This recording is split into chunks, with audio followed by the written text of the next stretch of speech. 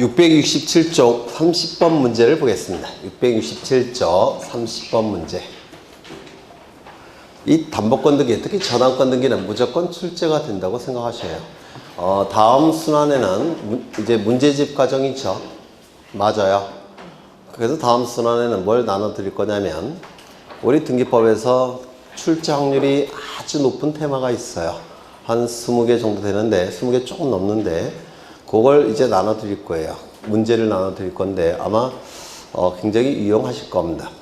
뭐 이게 보수적으로 보면 한 6개에서 7개는 무조건 거기서 나오고요. 그 다음에 보통 좀 진보적으로 보면 9개에서 10개까지 득점이 돼요. 등기법만. 등기법 12문제 중에서. 그래서 그것만 지금 보시더라도 한 6, 7개는 충분히 득점이 되는데요. 보통 이 등기법은 합격자 평균이 4개밖에 안 나와요. 수험생 평균은 2개 정도밖에 안 나옵니다. 12개 중에서. 그래서 우리 중개사 시험에서 가장 어려운 법이 민법이 아니에요. 공법도 아닙니다. 공법은 사실 신림동에서는 딱 일주일 공부하고 다 맞습니다. 공법 같은 경우 이론이 없기 때문에. 그런데 이 신림동에서 등기법 같은 경우는 강의 시간만 150시간이에요. 강의 시간만. 그래서 이 등기법 난이도가 워낙 높아요. 그래서 등기법 같은 경우는 이제 합격자의 평균 득점수가 12개 중에서 4개 정도, 그리고 수험생의 평균 득점수는 12개 중에서 2개 정도가 돼요. 근데 또 만점도 굉장히 많이 나옵니다. 신기하게. 그러니까 등기법을 굉장히 뭐랄까 희열을 느끼시는 분이 계셔요. 이게 수학처럼 이게 앞톱니바퀴가 막 돌아가기 때문에 그런 분들도 이제 만점도 꽤 나옵니다. 그래서 만점이 가장 많이 나오는 과목도 등기법이에요. 특이하게. 그래서 중간대가 없습니다. 등기법은. 그러니까 6, 7, 8, 9개가 별로 없어요. 만점 아니면 서너 개 이렇게 그렇게 구성이 되는데요. 아마 다음 시간에 제가 가진 자료 중에서 제일 좋은 자료니까 하나씩 나눠 드릴 겁니다. 하루에 뭐 하나 테마 정도로 한 문제가 되는데요. 지문은 5개가 아니에요. 예를 들어서 가등기 그러면 출제되는 가등기에 관한 내용이 20개가 쭉 배열되어 있습니다. 그리고 틀린 거 맞는 거 그것만 제대로 정리하셔도 가등기는 틀릴 게 없습니다. 뭐 가압류 과처분 등기도 마찬가지고 뭐 신탁 등기도 마찬가지고 그걸 나눠 드릴 테니까 너무 스트레스 받지 마시고 등기법에서 6개 이상 득점하시면 세법이 조금 득점을 덜 하셔도 합격하는데 지장이 없습니다. 그럼 30번을 보십니다. 30번. 담보권 등기에 관한 여기 맞죠? 네. 맞아요. 담보권 등기에 관한 설명으로 옳은 것은 1번. 일정한 금액을 목적으로 하지 아니한 채권, 즉 금전 이외의 채권을 담보하기 위한 저당권은 가능하죠.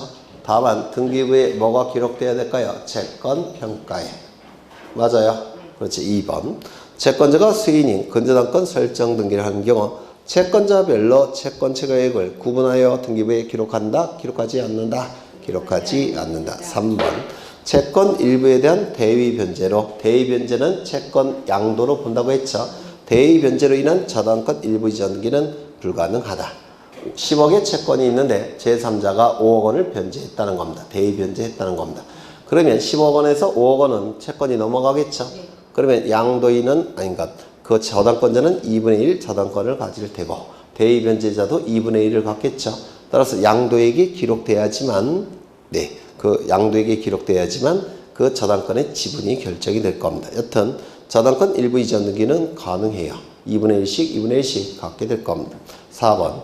저당권, 근저당권의 피담보 채권이 확정되기 전에는 그 피담보 채권이 양도가 된 경우, 즉 채권 하나가 양도가 됐을 때 근저당권 이전 등기를 할 수 있을까요? 없을까요? 채권 하나를 넘긴다고 해서 근저당권이 따라가지는 않는다고 했죠. 채권자의 지위를 넘겨야지만 근저당권이 따라간다고 했죠. 맞아요. 그러면 거기 지문에 피담보 채권 하나가 양도된 경우 근저당권 이전 등기 할 수 있습니까? 없겠죠. 네. 맞아요. 네. 계약을 양도해야지만 근저당권 이전 등기 할 수 있다는 겁니다. 아까 보여드린 거예요. 네. 그 다음에 5번. 근저당권 이전 등기를 신청하는 경우 근저당권 설정자와 물상보증이면 그의 승낙을 증명하는 정보를 등기소에 제공해야 된다. 이 저당권이나 지상권은 자본주의 사회에서 재산권이니까 자유롭게 양도할 수 있다고 했죠. 설정자가 반대한다고 하더라도 양도할 수가 있습니다. 그러면 승낙서 첨부할까요? 첨부하지 않을까요? 첨부하지 않을 겁니다. 31번. 저당권 등기에 관한 설명으로 틀린 것은 공동 저당 설정 등기를 신청하는 경우 각 부동산에 관한 권리의 표시를 신청 정보의 내용으로 등기소에 제공해야 된다. 맞습니까?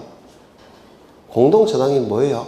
동일한 채권을 담보하기 위해서 수개의 부동산을 담보로 제공한 거죠. 그럼 그 수개의 부동산에 관한 내용을 각각의 등기부에 기록해야 되겠죠.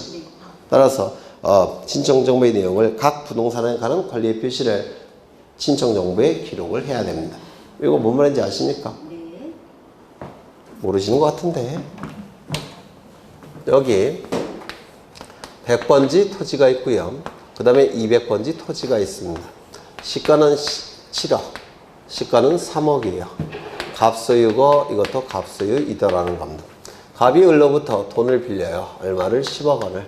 그냥 안 빌려주겠죠. 담보를 요구할 겁니다. 그래서 저당권을 설정하게 될 거예요. 을은 10억 원 빌려줄까요? 안 빌려줄까요? 담보가 부족하죠. 따라서 이때 갑은 이것도 담보로 제공해야 돼요. 그러면 10억의 채권에 대해서 저당권 취득할 테고 10억의 채권에 대해서 저당권을 취득하죠. 이때 채권액이 같을 때만 공동저당이라고 말씀을 드렸어요. 그러면 각각의 등기부에 저당권 설정 등기가 이루어지겠죠.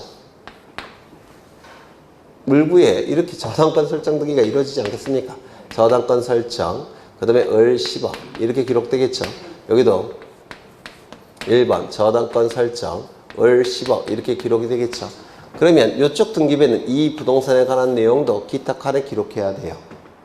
요 등기부에도 요 부동산에 관한 내용을 기타 칸에 기록해야 됩니다. 공동담보가 있다라고. 그래서 동일한 채권을 담보하기 위해서 수개의 부동산에 대해서 저당권을 설정할 때는 이 채권을 담보하기 위해서 수개의 부동산을 담보로 제공한 거죠. 그러면 이 두 개를 다 각각의 등기부에 표시를 해야 된다는 겁니다. 이거 이해가 되셔요? 되시죠? 그러면 이 지문은 맞는 지문이 됩니다. 2번. 저당의 목적이 되는 부동산이 5개 이상인 경우 신청인은 공동담보 목록을 작성하여 등기소에 제공해야 된다. 이 공동담보 목록은 등기관이 작성하는 겁니다. 신청인이 작성하는 게 아니에요. 부동산이 몇 개 이상일 때? 5개 이상일 때. 그래서 틀렸죠. 금전 채권이 아닌 채권을 담보하기 위해서 저당권 설정 등기 할 수 있습니까? 있죠. 다만 반드시 뭘 기록해야 된다고요? 채권 평가액을. 4번. 대지권이 등기된 구분건물 등기 기록에는 건물만을 목적으로 저당권 이전 등기 할 수 설정 등기 할 수 있습니까? 일체성이 깨지죠. 5번. 저당권 채권에 대한 질권은 등기할 수 있습니까? 저당권 채권, 질권 등기는 부기 등기한다고 했죠. 맞아요. 맞죠. 32번. 저당권 등기에 관한 설명으로 틀린 것은 1번. 전세권은 저당권의 목적이 될 수 있습니까? 전세권부 저당권이죠. 될 수가 있을 테고요. 주등기입니까? 부기등기입니까? 부기등기. 2번. 토지 소유권의 공유 지분에 대해선 소유권 이전 등기, 저당권 등기, 가압류가 처분 등기가 가능하죠. 3번. 저당권의 이전 등기를 신청하는 경우에는 저당권이 채권과 같이 이전한다는 뜻을 신청 정보의 내용으로 등기소에 제공한다는 거 강조드렸죠. 4번. 지상권을 목적으로 하는 저당권 설정 등기는 소유자로부터 몇 번째인가요? 2번째. 따라서 무슨 등기? 부기 등기. 5번. 저당권 설정 등기를 한 토지 위에 설정자가 건물을 신축한 경우에는 저당권자는 토지와 함께 그 건물에 대해서도 경매를 청구를 할 수 있다. 이게 뭐죠? 민법에서 일괄 경매 청구권. 민법의 내용입니다. 그 다음에 33번. 담보물건에 관한 등기에 관한 설명으로 옳은 것은 1번. 민법상 조합 자체를 채무자로 표시하여 저당권 등기를 할 수가 있느냐. 조합 자체는 언제나 해체될 가능성이 높기 때문에 조합의 이름으로 맺을 수 있는 법률관계는 우리나라에서 단 하나도 없다고 했는데 기억나십니까? 조합의 이름으로 맺을 수 있는 법률관계는 단 하나도 없기 때문에 조합이 명의로 채무자가 될 수 있습니까? 없습니다. 조합의 이름으로 채권자가 될 수 있습니까? 없습니다. 조합의 이름으로 근저당권자가 될 수 있습니까? 없습니다. 조합의 이름으로 맺을 수 있는 법률관계는 우리나라에서 단 하나도 존재하지 않습니다. 2번. 존속기간을 등기할 수 없다. 기간의 의미가 있는 것은 임의적 기록상이죠. 시기, 종기, 변제기 전부 다 임의적 기록상이죠. 그러면 임의적 기록사항은 등기할 수 있다는 겁니까? 없다는 겁니까? 있다는 겁니다. 그렇죠? 그 다음에 3번. 채무자 변경을 원인으로 하는 저당권 변경 등기는 변경 전 채무자를 등기 권리자로 그리고 변경 후 채무자를 등기 의무자로 하여 공동으로 신청한다. 아까 보셨죠? 채무자 변경으로 인한 저당권 변경 등기는 저당권자가 책임 재산이 늘어나니까 등기 권리자. 그리고 기존의 채무자가 설정자가 불이익이 발생하니까 등기 의무자. 맞아요? 네. 틀린 질문이 될 겁니다. 그래서 이 4번 지문은 굉장히 중요한 지문이에요. 꼭 기억해 두셔야 됩니다. 4번. 근저당권 설정 등기 신청세는 변제기는 임의적 기록사항이죠. 맞아요. 그래서 변제기는 기록해야 한다. 틀렸습니다. 이자는 기록해야 된다. 이자 맞았습니까? 근저당권인 경우에는 이자는 기록하지 않는다고 했죠. 5번. 민법상 저당권부 채권에 대한 질권을 설정함에 있어 채권 최고액은 등기할 수 없다. 우리가 채권 최고액은 근저당권에서 나오죠. 맞아요. 일반 저당권일 때는 채권액이 확정되어 있는 상태죠. 근저당권의 경우에도 근저당권에는 채권 최고액이 나오죠. 맞아요. 그렇죠. 근데 질권도 마찬가지입니다. 일반 질권이 있고 근질권이라는 게 있어요. 근질권. 그럼 이 근질권은 마찬가지로 장래 증감 변동하는 채권을 일정 한도에까지 담보하기 위한 질권이 근질권입니다. 다만 저당권의 차이는 뭐냐면 저당권은 객체가 부동산, 근질권은 객체가 동산이나 권리. 이거 이해가 되실까요? 그래서 근질권의 경우에는 채권 최고액을 등기할 수가 있습니다. 그래서 이런 게 이제 여러분 민법 시험범위 없기 때문에 어려울 수가 있는데요. 일반 저당권이 있고 근저당권이 있죠. 일반 저당권일 때는 뭐라고요? 채권액, 확정된 채권액. 근저당권일 때는 뭐죠? 채권 최고액. 질권도 마찬가지입니다. 일반 질권일 때는 채권액, 근질권일 때는 채권 최고액. 그런데 이 등기가 가능한 질권은 저당권부 채권 질권이죠. 맞아요. 무슨 등기하죠? 부기 등기.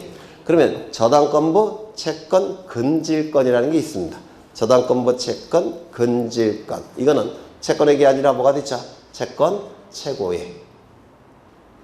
뭔 말인지 아시겠어요? 어려우셔요. 일반 저당권일 때는 채권액, 근저당권일은 채권 최고액, 일반 질권일 때는 채권액, 근질권일 때는 채권 최고액. 그럼 저당권부 채권 질권은 채권액, 저당권부 채권 근질권일 때는 채권 최고액. 근이라는 말이 기본계약에서 발생하는 증감 변동하는 채권을 일정 한도에까지 담보하기 위한 저당권이 근저당권이라고 했죠. 근질권도 마찬가지예요. 기본계약을 뿌리로 해서 장래 증감 변동하는 채권액을 일정 한도에까지 담보하기 위한 질권, 근질권. 앞에 근자가 뿌리 근자를 쓴다고요.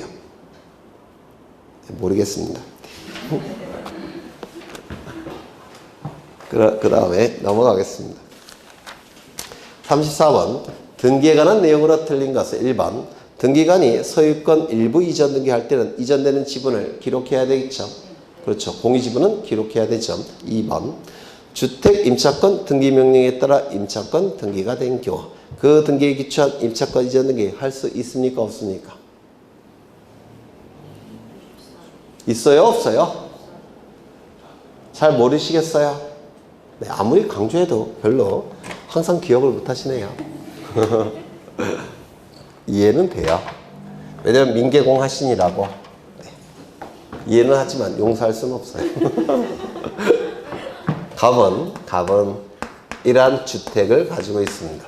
그런데 갑이 을과 임대차 계약을 체결합니다.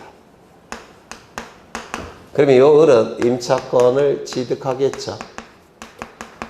이 임차권에 대항력을 발생시키기 위해서는 갑과 을이 등기소에 가서 임차권 설정 등기를 공동으로 신청하면 될 겁니다.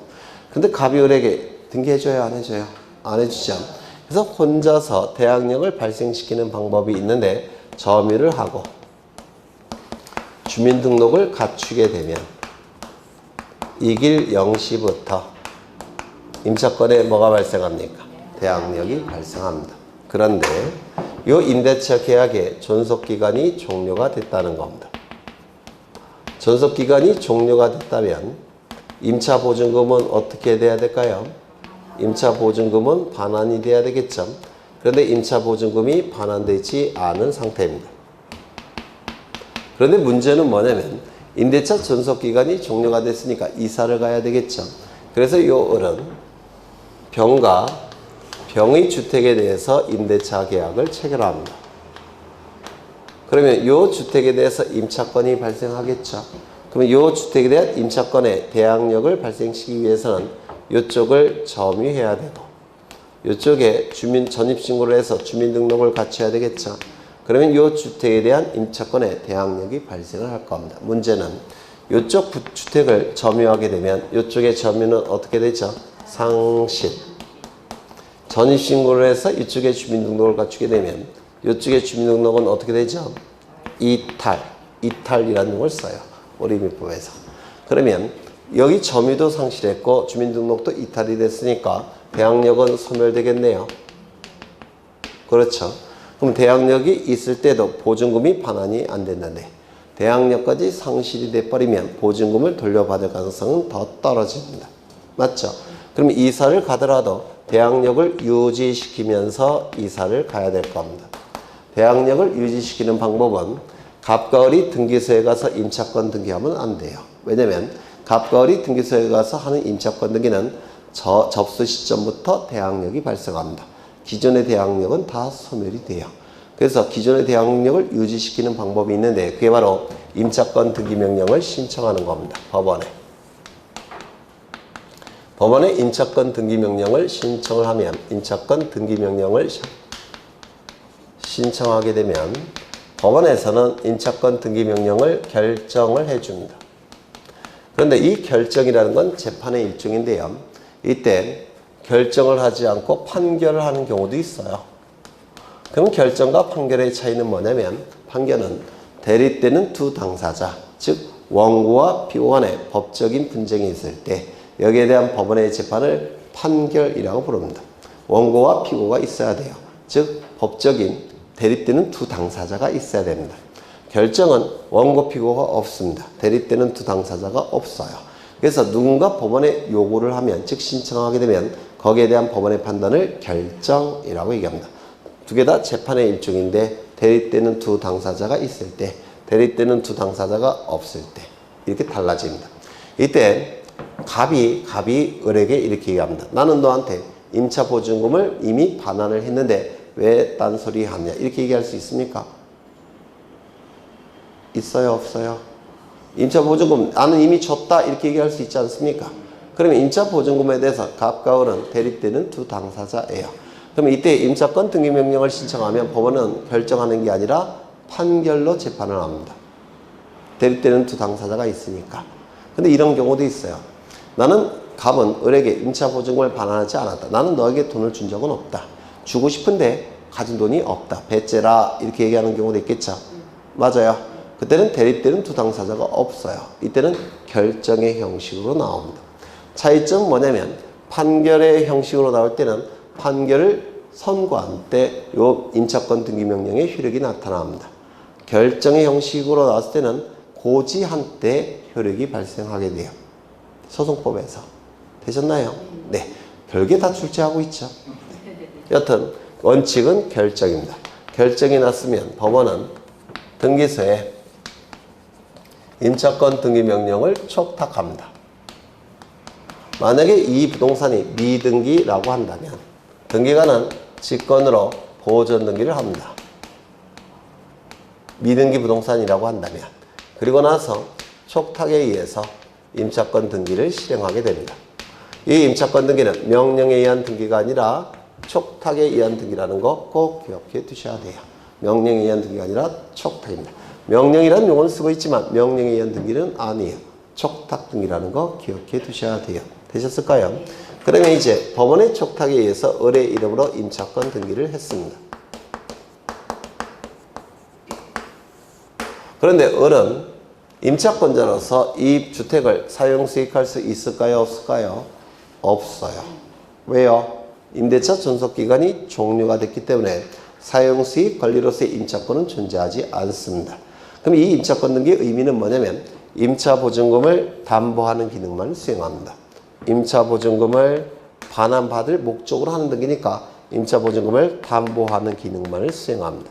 그렇다면 이 등기를 기초로 해서 을이 B에게 임차권 이전 등기를 해준다고 해서 B가 사용 수익할 수 있을까요? 없을까요? 없습니다. 전대차 등기를 해준다고 해서 B가 사용 수익할 수 있을까요? 없을까요? 없습니다. 존속기간은 종료가 됐으니까. 맞아요. 따라서 이 임차권 등기 명령에 의한 임차권 등기를 기초로 해서 이러한 등기는 처음부터 허용되지를 않습니다. 이거 이해가 되셔요? 그렇죠. 그러면 이제 이 임차권을 유지시키면서 이사를 갔을 겁니다. 이쪽에 점유하고 주민등록을 갖췄어요. 그렇다면 여긴 비어 있겠네요. 비어 있으니까 갑이 C와 임대차 계약을 체결합니다. 그리고 이 C는 소액 임차인이에요. 왜냐면 요 을에게 돌려줘야 되니까 선순위가 발생했죠. 그래서 여기 들어온 사람이 별로 없겠죠. 그래서 소액 임차인만 들어올 수 있을 겁니다. 그럼 이 소액 임차인 C는 최우선 변제권을 행사할 수 있느냐? 만약에 최우선 변제권을 인정하게 되면 이거는 무용지물이 돼버립니다. 돌려받지 못할 수도 있습니다. 얘가 최우선 변제권이 인정이 된다면. 따라서 임차권 등기 명령에 의한 임차권 등기가 된 주택이나 상가 건물의 경우에는 그 이후에 소액 임차인도 최우선 변제권을 행사할 수가 없습니다. 이거 이해가 되실까요? 또한 이 임차권 등기 명령에 의한 임차권 등기에 신청하기 위한 요건은 이겁니다. 이게 요건이에요. 임대차 존속기간이 종료가 됐을까? 임차보증금이 반환되지 않았을까? 이게 이제 임차권 등기 명령에 의한 임차권 등기에서 출제되는 전부입니다. 민법에서도 하셨을 거예요. 그러면 문제를 보겠습니다. 임차권 등기 명령에 따라 임차권 등기가 된 경우 그 등기에 기초한 임차권 이전 등기는 할 수가 없겠죠. 3번 일정한 금액을 목적으로 하지 않는 채권의 담보를 위해 저당권 설정 등기 신청이 있을 경우 반드시 뭘 기록해야 됩니까? 채권 평가액을 등기부에 기록해야 됩니다. 따라서 신청 정보에도 채권 평가액이 기록되어 있어야 됩니다. 4번 지역권 설정 등기 시 승역지 소유자가 공작물 설치 의무를 부담하는 약정을 우리 민법에서 인정합니까? 인정해요? 안 해요? 인정합니다. 민법에 근거 규정이 있어요. 그렇다면 근거 규정이 있을 때는 등기부에 등기할 수 있다고 했죠. 약정 등기는 언제나 무슨 등기합니까? 부기 등기. 맞아요. 그 다음에 5번 구분 건물을 신축하여 양도한 자가 그 건물의 대지 사용권을 나중에 취득해서 이전하기로 약정한 경우 현재 구분 건물의 소유명의인과 공동으로 대지 사용권 이전 등기를 신청할 수 있다. 이거 한번 설명드렸는데 기억 안 나시죠?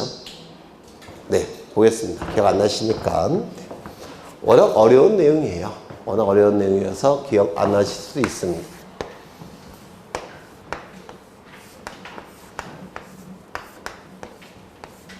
물론 자이 아파트입니다.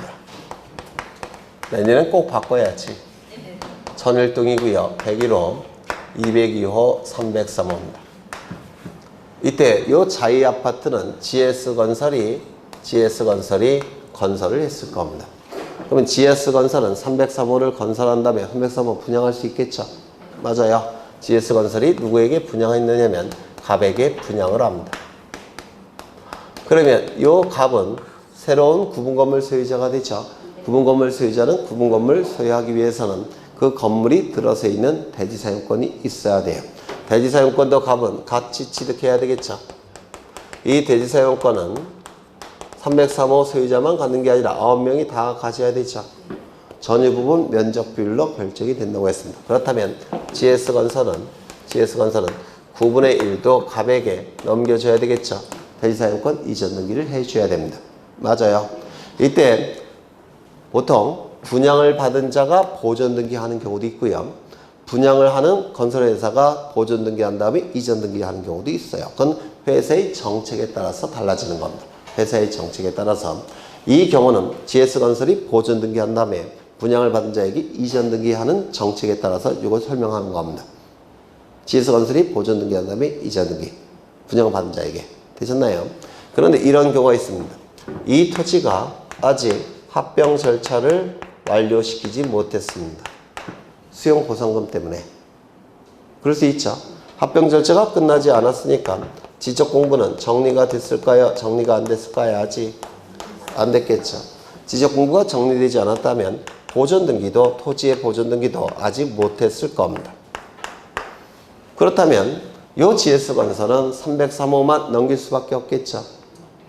대지사용권은 이전 등기 해줄 수 없겠죠. 이게 더 끝나지 않았으니까. 그래서 303호만 이전 등기를 해줍니다. 303호만 이전 등기를 해준 상태예요. 그래서 갑은 303호에 대한 소유권을 취득했습니다. 이때 나중에라도 합병 절차가 끝나고 지적 공부가 정리가 돼서 보존 등기가 됐다고 한다면 나중에라도 대지사용권 이전 등기 해줘야 되겠죠. 그래서 대지사용권 이전 등기를 등기무자 GS건설과 등기권리자 분양을 받은 자 갑이 대지사용권 이전 등기를 신청하는 겁니다. 대지사용권 이전 등기는 토지 등기부에 하는 거죠. 맞아요. 이때 대지사용권은 요 갑이 나중에 취득한 거죠. 이를 대지사용권의 사후 취득이라고 불러요.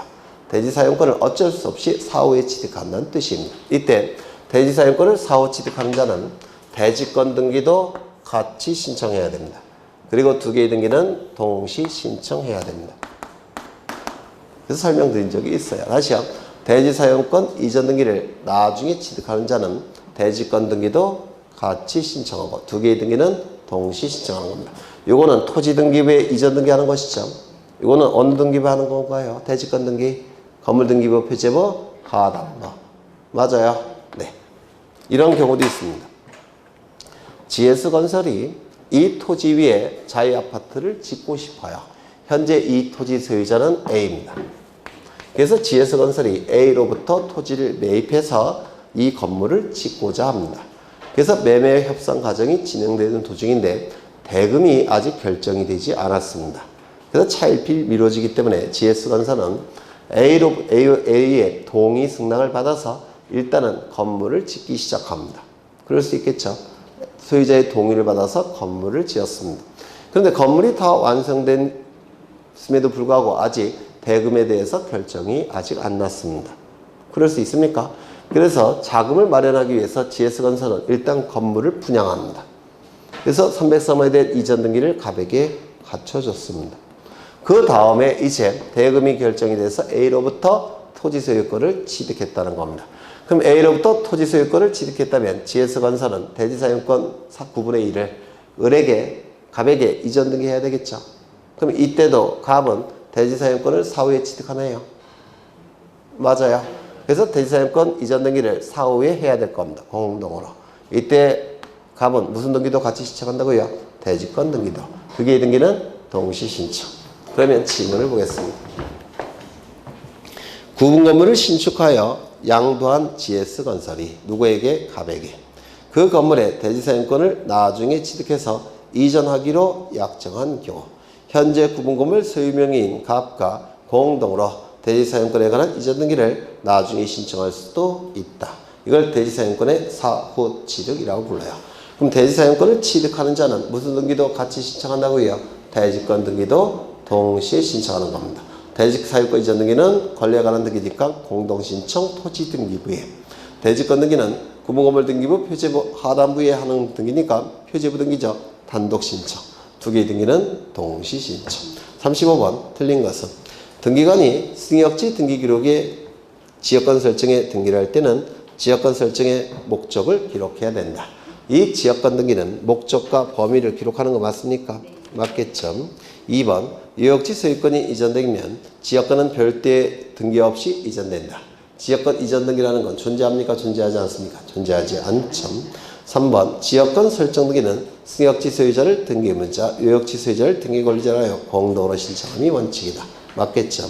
4번 지역권 설정 등기 시 유역지 지역권 등기사항은 등기관이 어떻게 하죠? 직권으로 한다고 했죠. 5번 승역지 지상권자는 그 토지 위에 지역권을 설정할 수 있는 등기임자가 될 수 있습니까? 없습니까? 네, 이것도 처음 보셔요.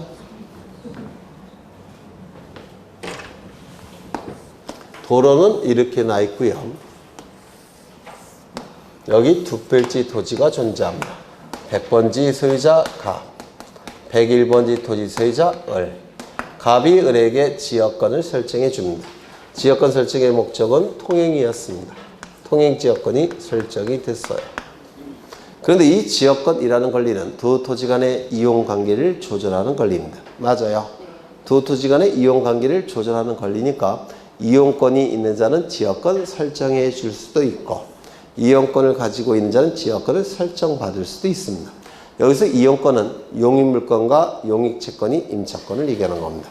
그래서 이 이용권을 가진 자는 지역권 설정해 줄 수도 있고 이용권을 가진 자는 지역권 설정받을 수가 있습니다. 이때 갑이 100번지 토지에 대해서 A에게 지상권을 설정해 줍니다. 그래서 요 A는 지상권자예요. 그러면 요 A는 을에게 지역권 설정할 수 있을까요? 없을까요? 있습니다. 그러면 요 지상권자가 을에게 설정해 주는 지역권 설정 등기는 주등기일까요? 부기등기일까요? 부기등기예요. 첫 번째, 두 번째 부기등기. 그렇다면 요 을은 B에게 전세권을 설정해 줍니다. 그래서 B는 전세권 설정 등기를 갖춰서 전세권을 취득한 상태예요. 이때 A가 없을 때 요 갑이 B에게 지역권 설정해 줄 수 있습니까? 이용권을 가지고 있는 자는 지역권 설정해 줄 수도 있고 이용권을 가진 자는 지역권 설정 받을 수도 있습니다. 지역권은 두 토지 간의 이용관계를 조절하는 권리니까. 그러면 B는 이용권이 있습니까? 전세권이라는 이용권이 있죠. 그러면 갑은 B에게 지역권 설정해 줄 수 있습니까? 당연히 있는 겁니다. 소유자만 지역권 설정할 수 있고 소유자만 지역권 설정받을 수 있는 게 아니에요. 이용권을 가지고 있는 자는 다 설정해 줄 수도 있고 설정받을 수도 있다라고 민법에서 안 했습니까? 하셨을 것 같은데. 네.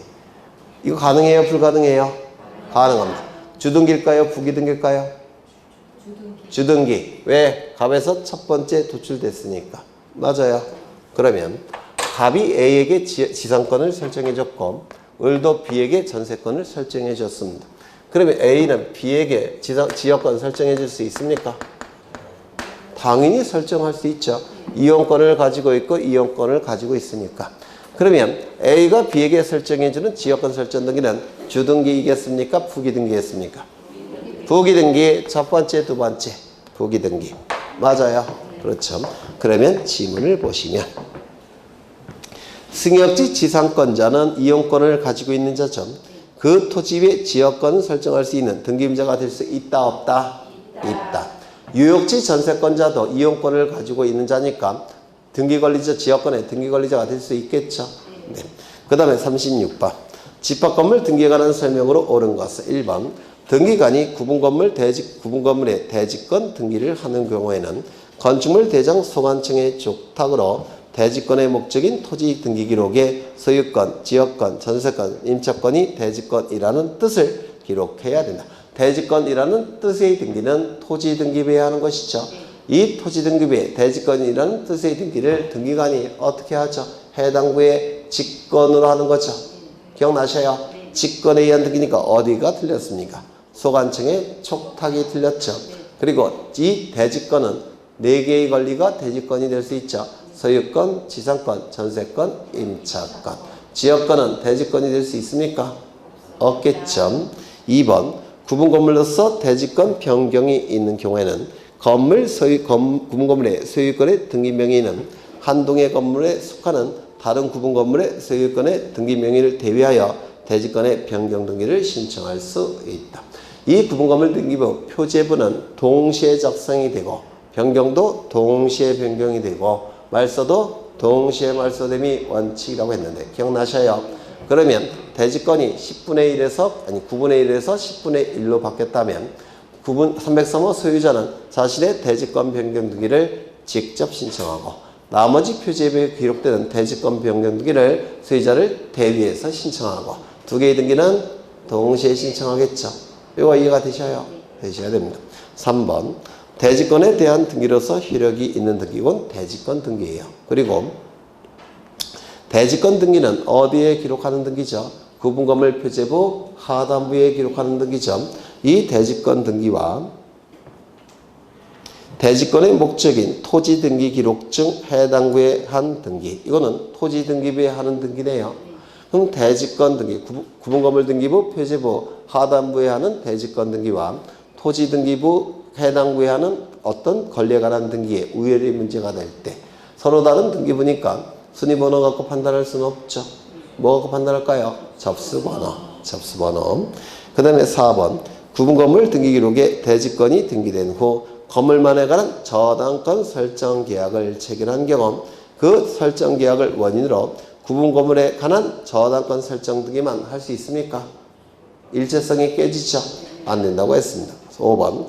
토지 소유권이 대지권인 경우 토지 등기기록에 대지권이라는 뜻의 등기가 되어 있더라도 그 토지에 대한 새로운 저당권 설정 계약을 원인으로 하여 그 토지 등기기록에 저당권 등기만 할 수가 없다고 했죠. 일체성이 깨지니까. 이거 그림 기억나셔야 돼요. 네. 넘어가겠습니다. 1번. 등기에 관한 설명으로 틀린 것은 1번. 등기 원인을 실제와 다르게 증여를 매매로 등기한 경우 그 등기가 실체관계에 부합하면 유효하다. 관할 위반은 아니죠. 사건이 등기할 것이 아닌 경우에 해당되지도 않죠. 그렇다면 뭐 갖고 판단합니까? 실체관계의 부합 여부로 판단하겠죠. 그래서 유효가 될 겁니다. 미등기 부동산을 대정성 소유자로부터 양수인이 이전받아 양수인 명의로 소유권 보존 등기한 경우 뭐죠? 모두 생략 등기. 관할 위반 아니죠. 사건이 등기할 것이 아닌 경우에 해당되지도 않죠. 그럼 뭐 갖고 판단합니까? 실체관계의 부합 여부로 판단하겠죠. 그래서 유효가 될 겁니다. 전세권 설정 등기를 하기로 합의했는데 당사자 신청의 적으로 임차권으로 등기가 됐다면 이때는 종류가 달라지네요. 종류가 달라지니까 변경이나 경정 등기를 통해서 해결할 수는 없습니다. 맞아요. 따라서 기존의 임차권 등기를 말소한 다음에 전세권 등기를 새로 해야 될 겁니다. 맞아요. 그렇죠. 그 다음에 4번. 권리자는 갑임에도 불구하고 당사자 신청의 착오로 을 명의로 등기가 된 경우. 권리자를 갑으로 기록해야 되는데 엉뚱한 사람 을 명의로 등기가 됐다는 겁니다. 이것도 권리의 주체의 불일치로서 일부 불일치가 아니라 전부 불일치로 간주하는 겁니다. 따라서 이것도 변경이나 경정 등기로 해결할 수는 없습니다. 이때는 기존의 등기를 말소하고 새로 등기를 해야 될 겁니다. 5번. 건물에 관한 보존 등기상의 표시와 실제 건물 사이의 건물의 건축 시기, 건물 각 부분의 구조, 평수, 소재 지번 등에 관하여 다소 차이가 있다 할지라도 사회 통념상 동일성 혹은 유사성이 인정이 된다면 그 건물에 관한 등기로서 유효합니까? 이거 기억나셔요? 사회 통념상 동일성, 유사성이 인정이 된다면 무효화시킬 필요가 없죠. 맞아요. 네, 그래서 맞는 짐이 될 겁니다. 2번. 건축물 대장에 갑 건물을 을 건물에 합병하는 등록을 2018년 8월 1일에 한 후 건물의 합병 등기를 하고자 하는 경우에 관한 설명으로 틀린 것은 건축물 대장에서 갑 건물을 을 건물에 합쳤다는 겁니다. 그럴 수 있겠죠. 언제 합쳤습니까? 2018년 8월 1일에 갑 건물을 을 건물에 합쳤다는 겁니다. 여기 두 개의 건물이 있어요. 요건 갑 건물, 을 건물. 등기부 따로 있겠죠. 표제부, 갑구, 을구. 여기도 표제부, 갑구, 을구. 그런데 요 각 건물을 을 건물에 합쳤으니까 이제 이 전체가 하나의 건물이 되겠죠. 그러면 이 등기부는 더 이상 필요합니까? 필요 없습니까? 필요 없습니다. 그래서 이거는 폐쇄가 될 겁니다. 맞아요. 그 다음에 이쪽에는 면적이 늘어나겠네요. 따라서 무슨 등기 할까요? 건물의 표시 변경 등기를 할 겁니다. 면적이 늘어났으니까. 맞아요. 그렇죠. 그럼 이 합병의 경우에는 면적과 관련되어 있기 때문에 표제부 등기예요. 부동산 표시 변경 등기인 겁니다. 건물의 표시 변경 등기. 면적이 달라졌으니까. 맞아요. 그러면 1번을 보시면 을 건물의 소유권의 등기 명의는 건축물 대장상 건물의 합병 등록이 있는 날로부터 몇 월 이내에 이 부동산 표시 변경 등기를 신청할 의무가 있습니까? 1월 이내에. 표제부 등기는 1월 이내에 등기 신청 의무가 있다고 했죠. 그러면 1월 이내에 신청하지 아니할 때 과태료는 부과합니까? 부과하지 않습니까? 과태료는 부과하지 않는다고 했습니다. 그래서 2번을 보시면 과태료는 부과하지 않는다 이렇게 되어 있죠. 3번. 합병 등기를 신청하는 경우 을 건물의 변경 전과 변경 후의 표시에 관한 정보를 신청 정보의 내용으로 등기소에 제공해야 된다. 을 건물의 변경 전과 변경 후에 표시에 관한 정보를 신청 정보의 내용으로 등기소에 제공해야 된다. 왜 그럴까요? 동일성이 상실됐는지, 동일성이 유지됐는지 등기관이 확인해야 되겠죠. 변경이나 경정등기는 변경이나 경정등기 이전과 변경이나 경정등기 이후가 동일성이 유지가 돼야 돼요. 동일성이 유지되지 않으면 말소한 다음에 새로 등기해야 됩니다. 그래서 고치기 전과 고친 후가 동일성이 유지된지 여부를 등기관이 먼저 판단을 해야 됩니다. 그러면 변경 전의 정보와 변경 후의 정보를 등기소에 제공을 해야지만 등기관이 동일성 유지 여부를 판단할 수 있겠죠. 맞아요. 네. 그래서 맞는 집이 됩니다. 4번 각 건물에만 저당권 등기가 존재하는 경우에는 합병 등기 허용됩니까? 합병 제한 사유죠. 그렇죠. 5번 등기관이 합병 제한 사유가 있음을 이유로 신청을 각하했다면 이때 대장수관청에게 알려야 될까요? 알릴 필요가 없을까요? 네? 알려야 되겠죠. 왜냐면 건물의 합병도 건축물 대장에 먼저 합병을 신청한 다음에 합병 처분이 된 다음에 등기부에서 합병을 하는 겁니다. 그런데 건축물 대장에서 합병이 잘못된 겁니다.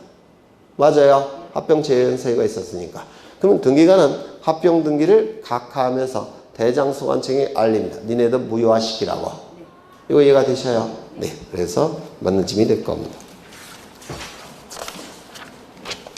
3번 말소 등기에 관한 설명으로 틀린 것은 1번 말소되는 등기의 종류에는 제한이 없으며 말소 등기 허용됩니까?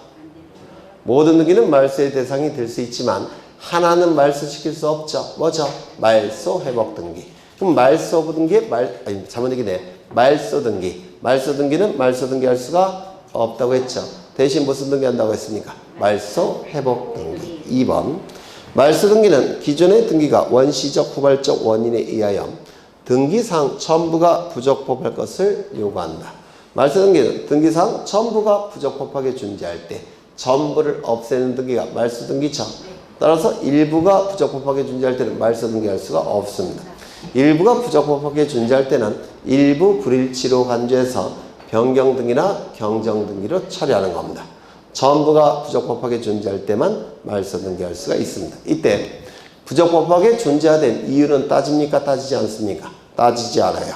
부적법하게 존재한 이유는 민법에서 따진다고 했죠. 우리 등기법에서는 무조건 존재하는 것이 부적법하다면 그냥 없애는 겁니다.